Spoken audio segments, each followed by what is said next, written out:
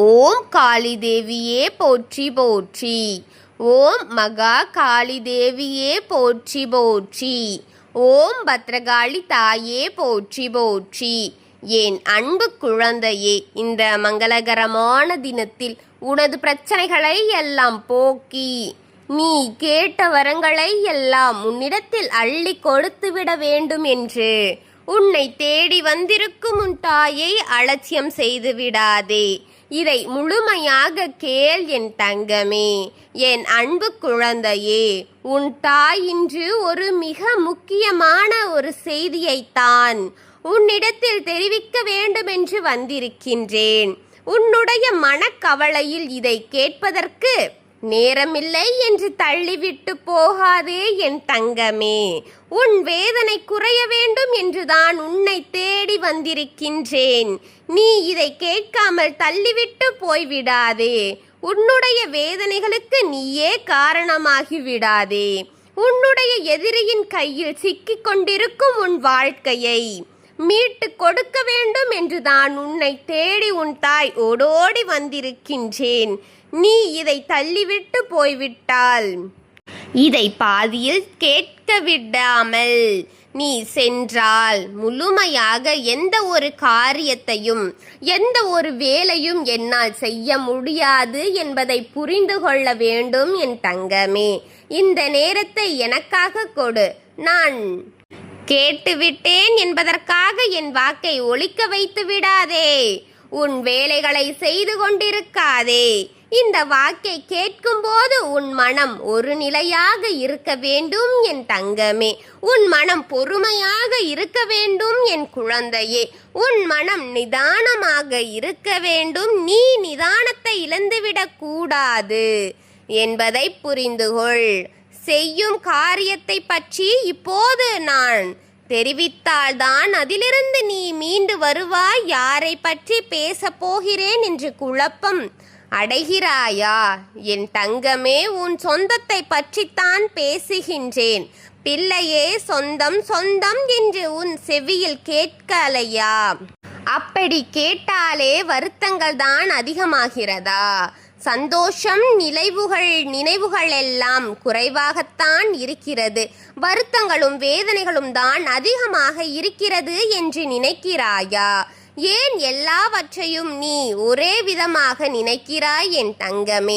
அதனால்தான் உன்னை இங்கே யாரும் நீ அவர்களை நினைத்து போல நினைப்பதில்லை என்பதை புரிந்துகொள் என்பது ஒரு வழி என் தங்கமே.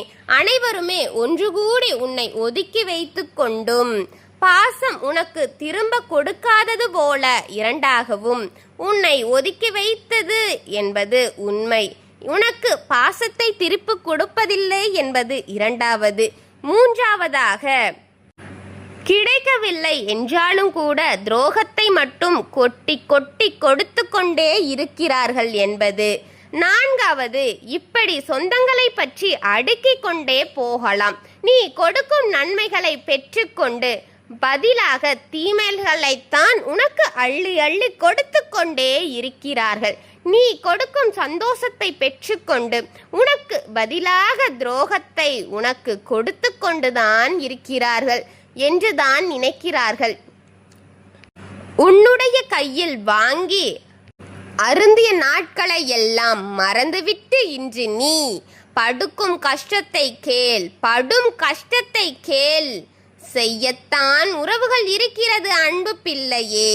அன்று உன் பெற்றவர்களை எல்லாம் சிரமப்படுத்தி கொண்டு இன்று உன்னையும் சிரமப்படுத்தி கொண்டு நாளை உன் சந்ததியும் சிரமத்திற்கு உள்ளாக்கி கொண்டு விட வேண்டும் என்று நினைப்பவர்கள் அவர்கள். அதாவது உன்னுடைய சந்ததி தலை குனிந்துதான் இருக்க வேண்டும். தலை திருப்ப கூடாது. கொட்டி கொட்டி குனிய வைத்து கொண்டே தலை நிமிர்ந்து விடக்கூடாது. அவமானங்களை கொடுத்து உன்னை தலை குனிய வேண்டும் என்பது உன் சொந்தங்களின் நினைவாக இருக்கிறது என் தங்கமே. இவர்கள் இப்படிதான் உன்னிடம் நடந்து கொண்டிருக்கிறார்கள். அவர்களை விட நீ உயர்ந்து விடக்கூடாது. அவர்களுக்கு கிடைக்கும் மரியாதையை விட உனக்கு மரியாதை கிடைத்து விடக்கூடாது. யாரும் உன்னை பெருமையாக பேசிவிடக் கூடாது. யாரும் உன் குடும்பத்தை தலை தூக்கி வைத்து ஆடிவிடக் கூடாது என்று வரும் ஒவ்வொரு சந்தர்ப்பங்களையும் பார்த்து பார்த்து உன்னை குனிய வைத்துக் கொண்டிருக்கிறார்கள். வரும் பார் ஒரு பொறாமை எண்ணம், வரும் பார் ஒரு கெட்ட சூழ்நிலையான எண்ணம், அதுதான் உன்னை இப்போது ஆட்டி வைத்துக் கொண்டிருக்கிறது. இங்கே தன்னை விட உயர்ந்து விடுவாயோ என்று எண்ணம் உன்னை சுற்றி இருப்பவர்களுக்கு அதிகமாகவே தான் இருந்து கொண்டிருக்கிறது என் பிள்ளையே. ஒருவன் நன்றாக வாழ்ந்துவிட கூடாது, ஒருவன் நன்றாக வாழ வேண்டும் என்று அவன் நினைக்கின்றான் என்றால் மீனை பிடித்து கையில் கொடுக்க மாட்டான், மீனை பிடித்து கற்றுக் கொடுப்பான் என்பதுதான் உண்மை. நான் சொல்லும் விளக்கத்திற்கு அர்த்தம் புரியும் என்று நினைக்கின்றேன். நீ கஷ்டப்படும் போதெல்லாம் அந்த மீன் என்றும் உனக்கு கொடுத்தது உன்னை அன்பாக உணவு பருந்த சொல்லி மட்டும்தான், உணவு அருந்த சொல்லி கொடுப்பது என்று நினைக்கிறாயா? இல்லை பிள்ளையே, உன் வாழ்க்கை தாழ்ந்த உன்னை ஒரு நிலையில் நிறுத்த அவன் அந்த உதவியை செய்கின்றான். உண்மையிலேயே ஒருவனுக்கு உதவ வேண்டுமென்றால் மீனை கற்றுக் கொடுக்க வேண்டும். பிடிப்பதற்கு அங்கே யார் அப்படி இருக்கிறார்கள்? எங்கே முழுமையாம் உனக்கு தெரிந்துவிட்டால் உயர்நிலையை அடைந்து விடுவாயோ என்று உனக்கு எதுவும் தெரியக்கூடாது என்பதில் ஜாக்கிரதையாக இருக்கிறார்கள். எவ்வப்பொழுதும் உனக்கு தேவைப்படுவதை கொடுத்து நின்ற இடத்திலேயே நின்றுவிட என்று உன்னை விட உயர்ந்து விடவே கூடாது என்று கூறத்தான் அங்கே ஆட்கள் அதிகமாக இருக்கிறார்கள் என்பதை புரிந்து கொள் என் தங்கமே. பிள்ளையே, என்ன சொல்ல வந்தேன் தெரியுமா? என்றும் உனக்கு வாக்கு உன் அன்னை. என் அன்பு செல்வமே, உனக்கான வாக்கு. பட்டை மரம் குளிர்விடும் நேரம் என் செல்வமே, அந்த பட்டை மரம் குளிர்விடப் போகிறது. குளிர்விடக் கூடாது என்று அடியிலேயே அழிக்க வேண்டும் என்று காத்திருக்கும் வேரை அழித்தால்தானே குளிர்ந்து அந்த வேரை அழிக்க போது துணிந்து விடுவார்கள். பிள்ளையே, குளிர்விடக்கூடாது, உன் குடும்பத்தின் துளிர்விடக்கூடாது.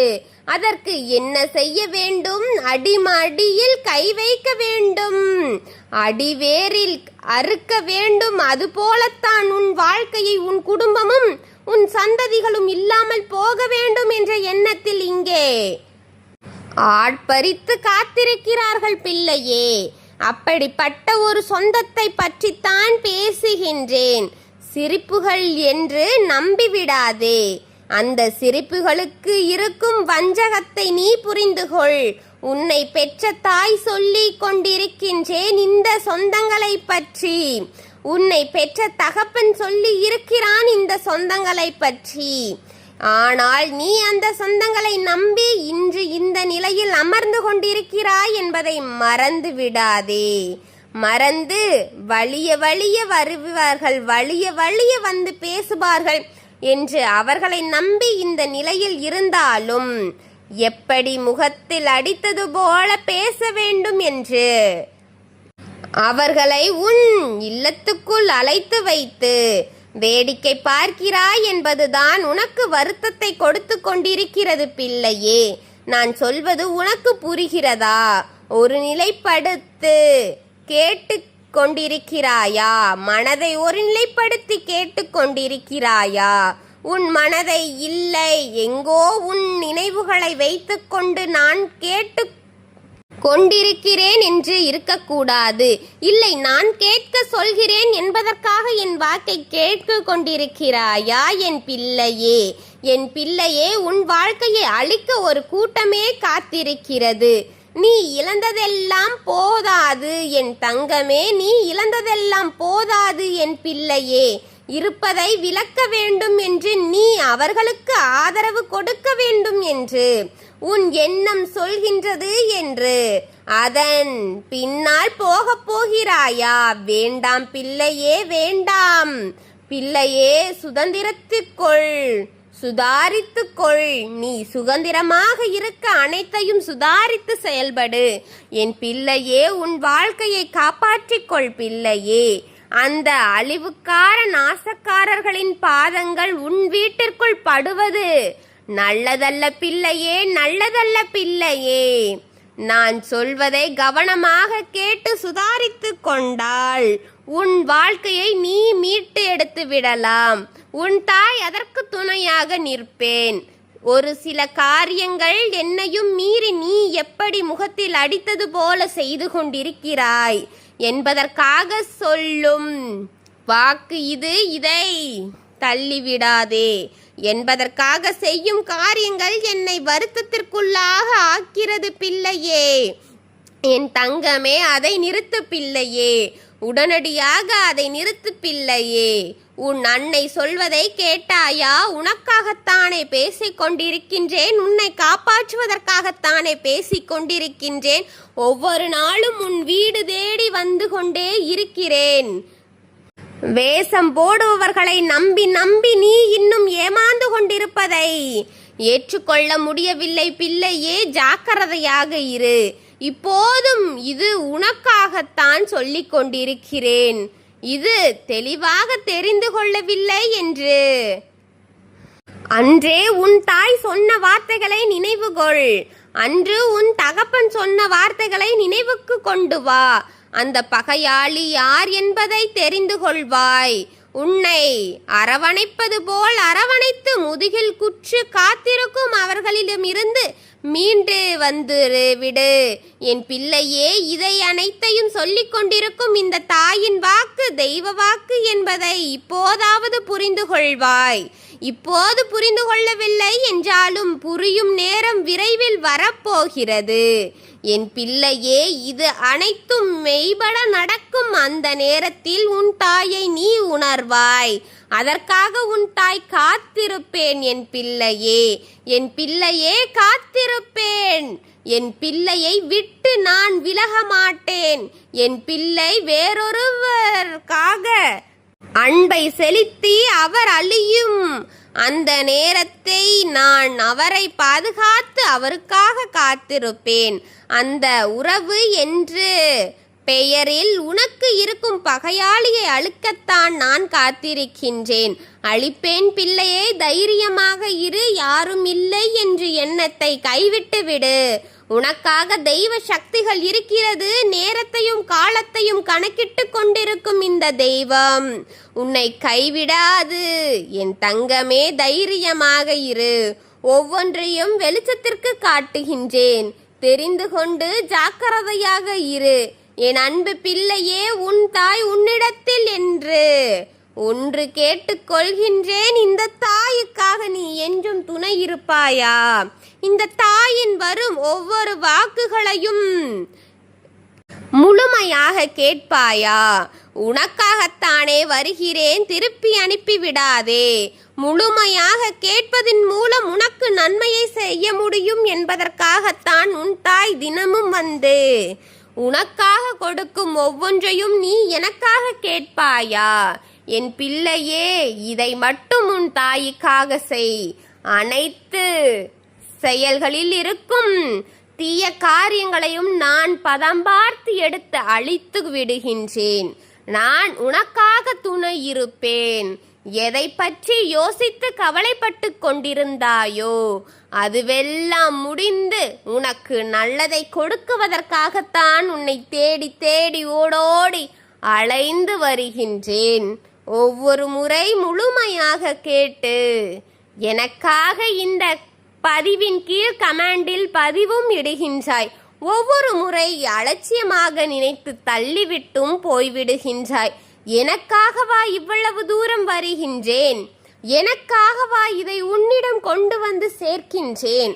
அனைத்தும் எதற்காக என்று யோசித்துப் பார். ஒவ்வொன்றும் நடந்து முடிந்த பிறகு உணர்ந்து என்ன செய்வது பிள்ளையே?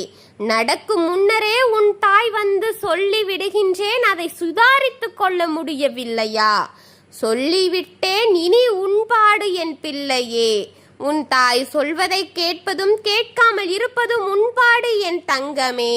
உனக்காக வந்து துணையாக நிற்கும் என்னை அலட்சியப்படாமல் முழுமையாக கேள் என் தங்கமே. ஓம் காளி தேவியே போற்றி போற்றி. ஓம் மகா காளியே போற்றி போற்றி. ஓம் பத்ரகாளி தாயே போற்றி போற்றி. வாழ்க வளமுடன்.